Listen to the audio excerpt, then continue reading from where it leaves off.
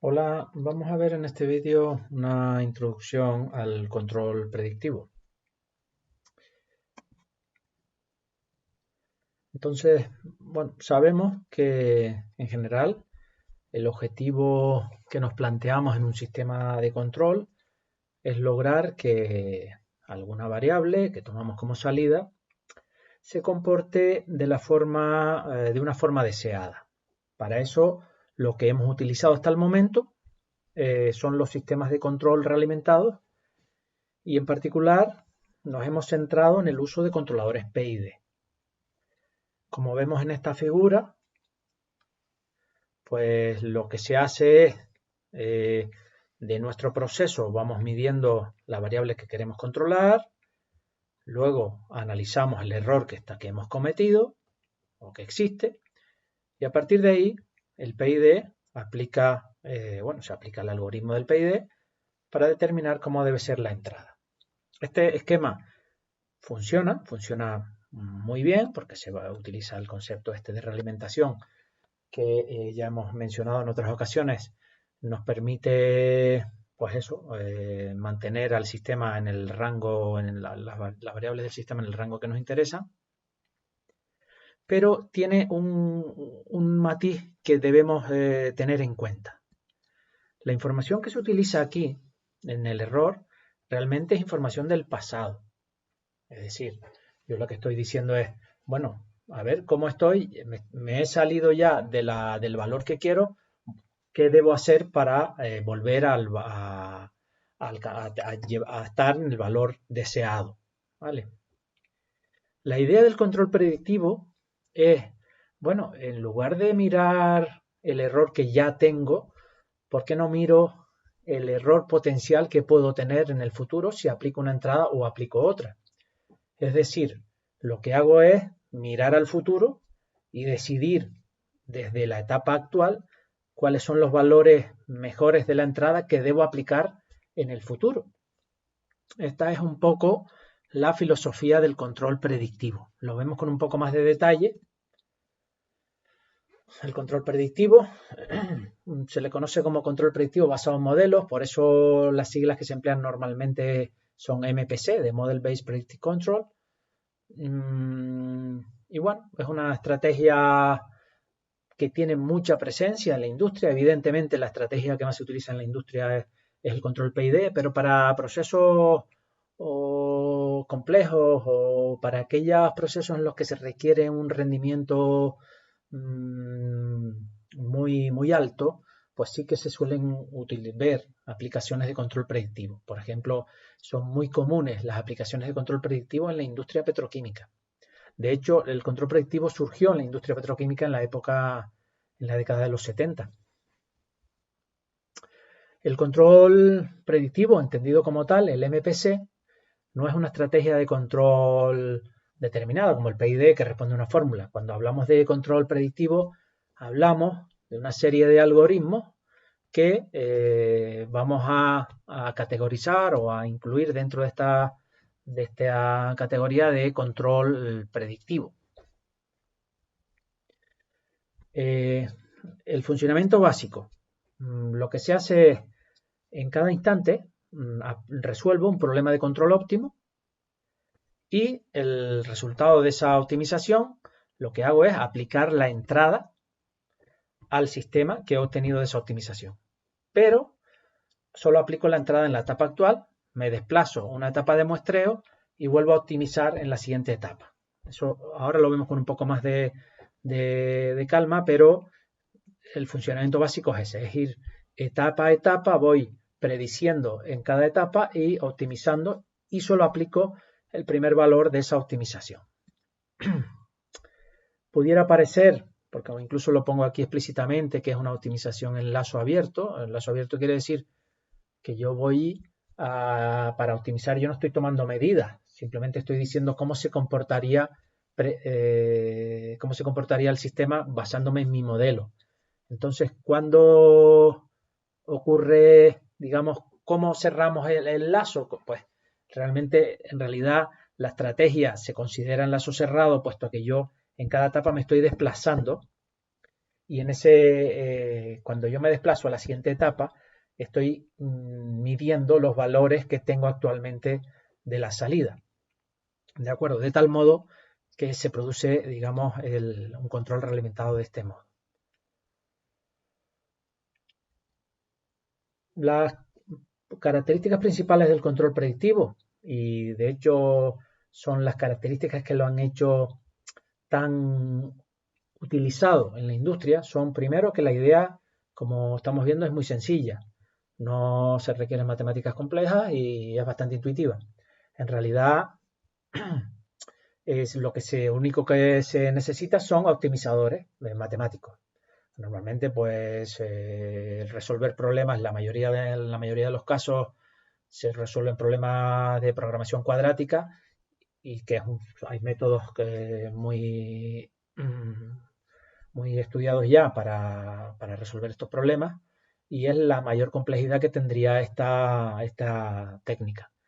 Por otra parte, a diferencia del caso del control PID, en este caso se pueden tratar o se puede incluir de forma directa las restricciones que pudiera tener el proceso. Quiero decir, si un proceso, pues si una temperatura no puede pasar de un determinado valor en un proceso, pues yo eso lo puedo escribir explícitamente en la optimización y calcular los valores que me optimizan el sistema sin que la temperatura pase de ese valor. Esto resulta muy útil en la práctica. Y luego hay otra ventaja adicional, y es que la formulación multivariable es relativamente simple. ¿De acuerdo? Podemos pasar del caso de una aproximación SISO a una aproximación MIMO multivariable de una forma relativamente simple. Bueno, estas son características que de algún modo han impulsado el control predictivo como una de las grandes estrategias de control en la industria.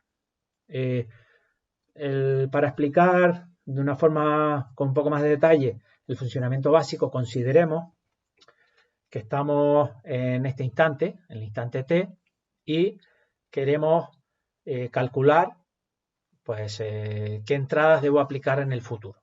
Entonces yo lo que hago en este instante es, lo primero es fijo un horizonte, en este caso un horizonte que serían pues n etapas hacia adelante las que yo voy a mirar. En esas n etapas lo que voy a hacer es predecir cuál va a ser el valor de la salida, esta evolución que va a tener la salida. Esta predicción la voy a denotar con este sombrerito sobre la i. Pues esta salida predicha, además la voy a denotar así, la salida predicha en la etapa t más k barra t significa la salida predicha en la etapa t de la etapa t más k. ¿De acuerdo? Bien. Entonces, evidentemente, para hacer esta predicción necesito un modelo. ¿De acuerdo? Entonces, el rendimiento de mi controlador será mejor cuanto mejor sea mi modelo. Entonces, ¿qué hago con esa predicción?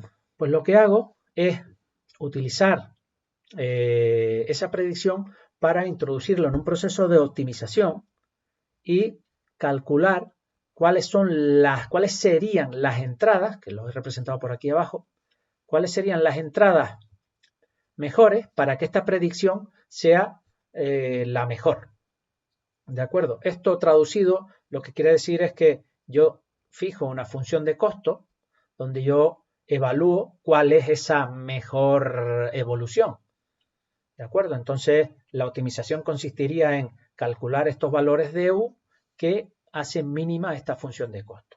Normalmente es una función cuadrática tanto en la salida predicha como en la entrada, con la entrada U que estoy aplicando. Bien. En este caso, simplemente comentar que si la planta es lineal y no tengo ligaduras, pues se obtiene una ley de control explícita.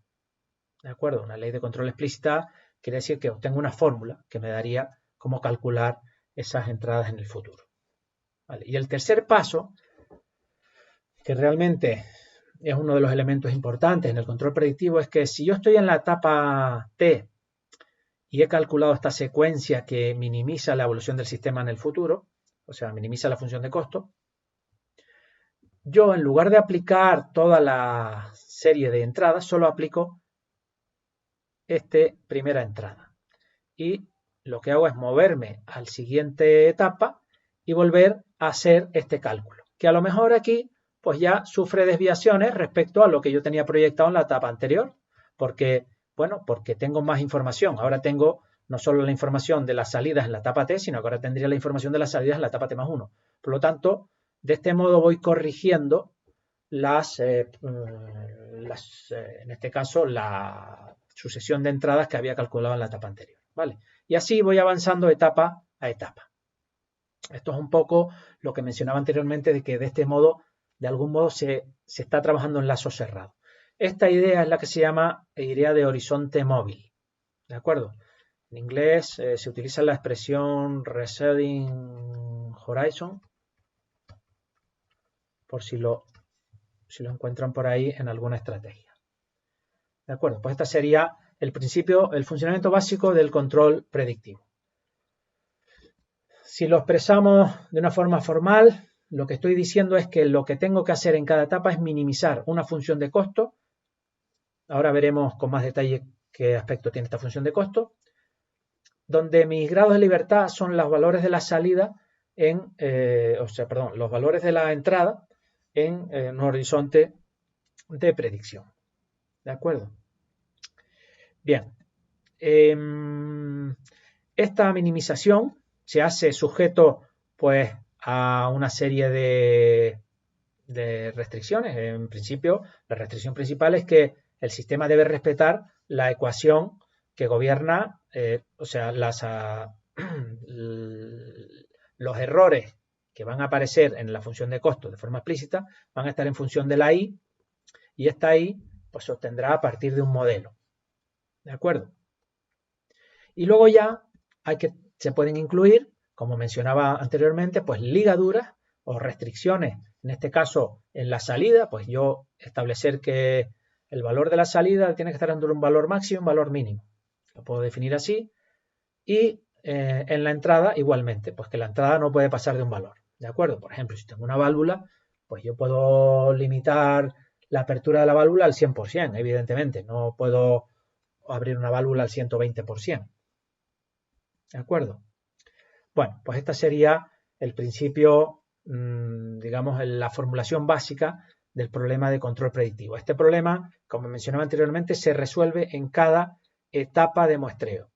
Se aplica la primera entrada resultante y se vuelve a repetir el proceso en la siguiente etapa del muestreo. Vale. Respecto a la función de costo, normalmente la función de costo se presenta del siguiente modo. Esto es una expresión bastante completa, muchas veces es más sencilla. Como vemos, aquí hay dos sumandos. Uno de los sumandos pesa los errores. Esto sería el error. En este caso, en realidad, sería error predicho. Lo voy a representar así. Y esto representaría las entradas. ¿De acuerdo? Fíjense que aquí he puesto, en realidad de una entrada, he puesto un incremento de la entrada, porque es común que o bien se aparezca en función del incremento de la entrada, como aquí, al cuadrado, o bien directamente la U al cuadrado. ¿Vale? En este caso yo he presentado la función de costo en términos de incremento.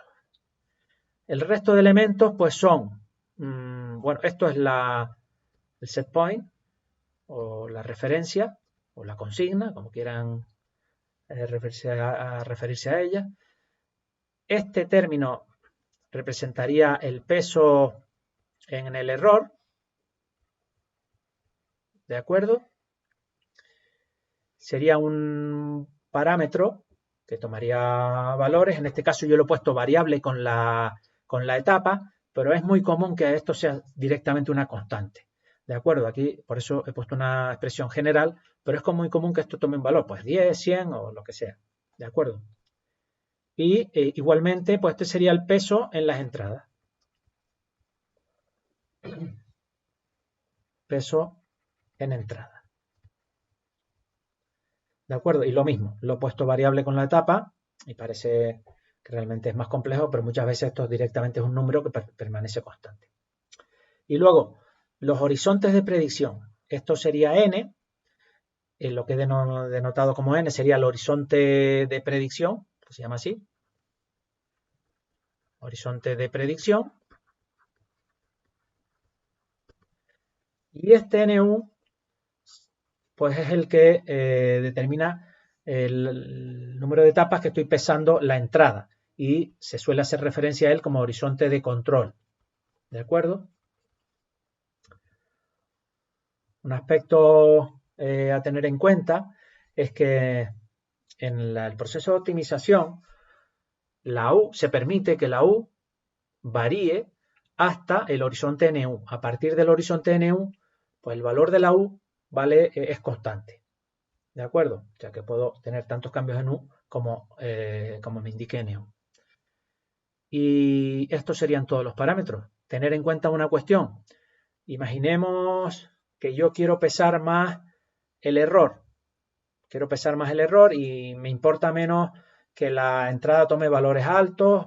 Me da un poco, soy un poco flexible en cuanto a eso. Pues si mi máxima preocupación es el error respecto al otro sumando, pues lo que tengo que hacer es tomar valores altos de este índice gamma frente a lambda, ¿vale? Que este peso sea mayor. ¿De acuerdo? Entonces, cuando yo incremento un peso aquí, pues lo que acompaña al peso va a verse disminuido de forma más explícita durante la evolución. ¿De acuerdo? Por ejemplo, imaginemos que yo estoy en una situación en la que quiero hacer un control en una planta, pero estoy muy preocupado por las entradas, en el sentido de que cuanto mayor sean las entradas, pues el coste asociado, incluso estamos hablando de dinero, pues el coste asociado va a ser mayor porque supone más combustible, etcétera. Entonces, supongamos que yo quiero que las entradas sean muy pequeñas. ¿Qué tengo que hacer para tener una evolución con entradas pequeñas? Pues bajar lambda. ¿Vale? Perdón, subir el valor de lambda. Si quiero entradas pequeñas, tengo que subir el valor de lambda. Bueno, esto es por dar una idea de cómo ajustar los parámetros, porque en realidad muchas veces lo que vamos a hacer desde el punto de vista de la operación en una planta es definir los horizontes y los pesos, ¿de acuerdo? Entonces tenemos que saber qué efecto tiene, en este caso, el de los pesos que ya hemos visto. Y el del horizonte de control, bueno, pues esto no hay una regla definida no para el horizonte de control, para los horizontes en general, los horizontes de predicción, no hay una regla definida. Se suele tomar n mayor que NU porque la complejidad computacional aumenta mucho cuando NU aumenta. Entonces se suele tomar NU mayor y valores típicos suelen ser de 10, 20 o así, ¿vale? No mucho más porque, insisto, el algoritmo de optimización va a hacerse más complejo a medida que o 5 puede ser también, pues a medida que este valor se incrementa, pues la complejidad y el tiempo necesario para el cálculo va a ser mayor.